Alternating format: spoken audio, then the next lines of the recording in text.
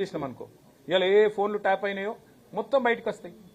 ఇలా వాళ్ళు ఏమేమి అక్రమ కార్యక్రమాలు చేస్తున్నారో అన్ని బయటకు వస్తాయి. అప్పుడు ఇదే అధికారులు ఎవరైతే ఉన్నారో వాళ్ళందరూ ఇబ్బందుల పాలవుతారు. అది వాళ్ళకు కూడా తెలుసు. అందుకే నేను అడుగుతున్నా, చెప్పమనండి వాళ్ళని. ఇవాళ ఈ రాష్ట్రంలో రేవంత్ రెడ్డి ప్రభుత్వం ఫోన్ ట్యాపింగ్ చేయడం లేదా? ఒక్క అధికారం చెప్పమండి, బయటకు వచ్చి నేను చూస్తా. ధైర్యంగా చెప్పమనండి. ఇండియన్ టెలిగ్రాఫ్ యాక్ట్ ప్రకారం సర్వేలెన్స్ అనేది అక్కడక్కడ ప్రభుత్వాలు ఏమైనా అస్థిరపడ్డప్పుడు పోలీసు వాళ్ళు చేస్తారు. అది మాకు సంబంధం ఉండదు బ్రదర్. రాజకీయ నాయకత్వానికి మాకు సమాచారం వస్తే కూడా ఏదన్నా అది ఎట్లా వచ్చిందని అడగడానికి కూడా మాకు హక్కు లేదు. ఇది నేచర్ ఆఫ్ గవర్నమెంట్లో ఉన్న వాళ్ళం కాబట్టి, మంత్రులుగా పనిచేసిన వాళ్ళం కాబట్టి ఇంత వివరంగా మీకు చెప్తున్నా. దీన్ని ఏదో పెద్ద ఏదో జరగకూడదు, ఏదో జరిగిపోయింది, ఏదో అయిపోయిందని వీళ్ళు పుంకాలుగా లీకులు ఇవ్వడం, దాన్ని మీరు రాయడం, దాన్ని చూసి ప్రజలు కార్తీక దీపం చూసినట్టు చూడడం, ఇది అల్టిమేట్గా అందరికీ నష్టం. మీకు నష్టం, మాకు నష్టం, అన్నిటికన్నా మించి అధికారులకు నష్టం. Thank you. ఏ కక్ష సాధింపు అనేది నేను చెప్పాల్సిన పని లేదు. ఇలా రాష్ట్ర ప్రజలకు ఎప్పుడో అర్థమైపోయింది. ఇప్పుడు ఇన్ని కేసులు, ఇన్ని కమిషన్లు, ఇన్ని రకాల విచారణలు. ఇప్పటికి నేను ఏసీబీకి 2 సార్లు 3 సార్లు పోయినా, ఈడీకి ఒకసారి పోయినా. ఇక ఇదో సిట్టో స్టాండ్ ఉంది, వాళ్ళు వెళ్తున్నారు, వాళ్ళ దగ్గర పోతా. ఏమున్నది, ఏం ఫరక్ పడుతుంది? ఎక్కువ ఏమైతుంది? శునకానందం, ఒక 7-8 గంటలు శునకానందం రేవంత్ రెడ్డికి. దావోస్లో కూర్చొని హహా నవ్వుకుంటూ చూస్తాను. ఎందుకు, ఏమొస్తుంది దానికి మించి? విక్టిమ్ కాదు. విక్టిమ్ అని ఎవరు చెప్పారు మీకు? విక్టిమ్ అని ఎవరు చెప్పారు మీకు? మీరు తప్పు మాట్లాడుతున్నారు. విట్నెస్ గా పిలిచారు. మీకు తెలియకపోతే సవరించుకోండి. హరీష్ రావు గారిని విట్నెస్ గా పిలిచారు, విక్టిమ్ గా పిలవలేదు. మళ్ళీ చెప్తా ఉన్నా, మీరు వాడోడ గొట్టంగా చెప్పింది మీరు నిజమే నమ్ముకొని మీరెందుకు భ్రమిస్తున్నారు?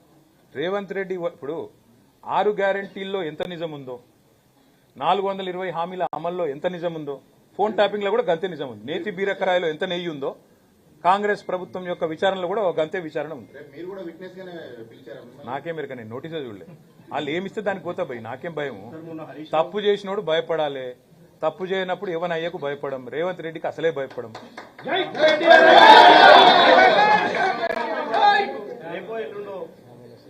బ్రదర్ మళ్ళీ చెప్తున్నా నేను, రేవంత్ రెడ్డి గారు తిరిగి వచ్చేదాకా ఇక్కడెక్కడ ప్రభుత్వాన్ని ఉప ముఖ్యమంత్రి కూలుస్తాడా, నల్లగొండ బాంబు కూలుస్తాడా, లేదా ఇంకోలు కూలుస్తాడా అని ఆయనకు భయం.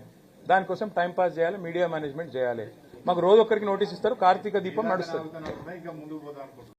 ముందుకు పోతుందా, వెనక పోతుందా, బాయిలో పడుతుందా, నాకేం మెరక. వాళ్ళు ఏమన్నా చేసుకొని మాకేం ఫరక్ పడదు. ఎందుకంటే మేము మాత్రం ఇడిచిపెట్టాం, మేము ఒకటి మాత్రం ఇడిచిపెట్టాం. మీరు మీడియాని వాళ్ళు మేనేజ్ చేస్తున్నారు, మేనేజ్ చేసి గేమ్ ఆడుతున్నారు. మేమేం చేస్తాము?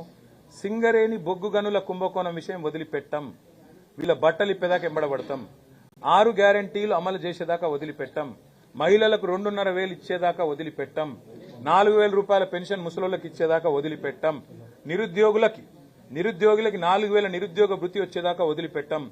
రాహుల్ గాంధీ చెప్పిన 2 లక్షల ఉద్యోగాలు ఇప్పటికే ఇచ్చుండాలి ఫస్ట్ ఇయర్ లో, ఇప్పటి వరకు 10,000 ఇవ్వలేదు, వదిలిపెట్టాం. తులం బంగారం ఇచ్చేదాకా వదిలిపెట్టాం. ఈ మా పనిలో మేము ఉంటాం, వాళ్ళ పనులు వాళ్ళు ఉంటారు, మా పనిలో మేము. ఎందుకంటే ఇద్దరు దొంగలే కాబట్టి, ఇద్దరు దొందే కాబట్టి, ఇళ్ళ బాట వాళ్ళకు కూడా ఉంది కాబట్టి నేను అడుగుతున్నా. ఎందుకు ఊరికే అనట్లేదు నేను. అమృత్ స్కామ్ జరిగిందని ఆధారాలతో సహా ఇచ్చొచ్చిన. సృజన్ రెడ్డి అనే వ్యక్తి రేవంత్ రెడ్డి గారి బామ్మర్దికి అర్హత లేకపోయినా మీరు కేంద్ర ప్రభుత్వ పథకంలో ఎట్లిచ్చారని అడిగిన. ఇంతవరకు విచారణ లేదు. ఆర్ఆర్ ట్యాక్స్ అంటాడు ప్రధానమంత్రి, విచారణ ఉండదు. తెలంగాణ ఏటీఎంగా మారిపోయిందని హోంమంత్రి అంటాడు, విచారణ ఉండదు. ఇప్పుడు 49% వాటా ఉంది సింగరేణిలో, దొంగ దొరికిందని చెప్పి చూపెడుతుంటే విజిట్ సైట్ సర్టిఫికేట్ అనే పనికిమాలిన నిబంధన, కోల్ ఇండియాలో లేని నిబంధన ఇక్కడ పెట్టినారు, దోచుకుంటున్నారు అని చెబితే, మీరు రాష్ట్ర ప్రభుత్వం చెబితే సిబిఐ విచారణ రాష్ట్ర ప్రభుత్వం కోరితేనట. ఎవడన్నా దొంగ కొడతాడా నా మీద విచారణ చేయమని? గట్లున్నది ఇలా కేంద్ర ప్రభుత్వ వ్యవహారం. నేను ఇంకోటి సూటిగా అడుగుతున్నా. పొంగులేటి శ్రీనివాసరెడ్డి అనే మంత్రి ఉన్నాడు, ఆయన ఇంటి మీద ఈడీ రైడ్ అయ్యింది సెప్టెంబర్ 28, 2024. యానివర్సరీ కూడా అయిపోయింది, ఇంకో 3 నెలలు దాటిపోయింది. ఎందుకు కేసు పెట్టాలి ఇప్పటివరకు కేంద్ర ప్రభుత్వం? ఎందుకు ఈడీ కేసు పెట్టదు? అంటే ఎంత డీప్ ఉంది వీళ్ళ అండర్స్టాండింగ్. ఇవన్నీ బట్టి దానికి అర్థమయ్యేది ఏంటంటే వీళ్ళిద్దరి target BJP, Congress target BRS. ఎట్లన్నా బీఆర్ఎస్ ను బలహీనపరచాలి, మమ్మల్ని మానసికంగా దెబ్బతీయాలి, మాకు నోటీసులు ఇచ్చేదో సతాయిస్తున్నామని శునకానందం పొందాలి. పొందండి, వీళ్ళు ట్యాకిల్